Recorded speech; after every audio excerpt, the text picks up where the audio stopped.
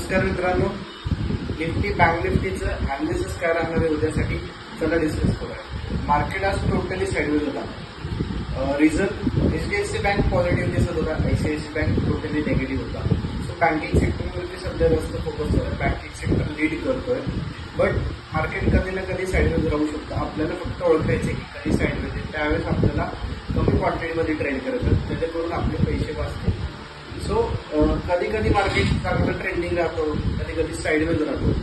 So हे आपल्याला काही की जोपर्यंत रेंजमध्ये ट्रेड करतो, रेंज ब्रेक करत नाही. काल तुम्हाला मी रेंज दिली होती, सेम हीच रेंज राहणार आहे. निफ्टी जर आपण डिस्कस केलं तर निफ्टी 22,500 एक रेजिस्टन्स फेस करतोय आणि 22,400 एक इम्पॉर्टंट सपोर्ट 100 पॉईंटमध्ये ट्रेड करतोय.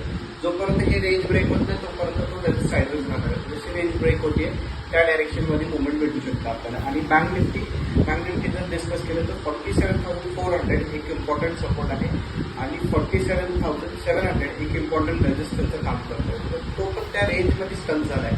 जसं ते रेंजचं ब्रेकआउट होईल अपसाईड और डाऊन साईड त्या डायरेक्शनमध्ये आपल्याला मुवमेंट बघायला भेटेल.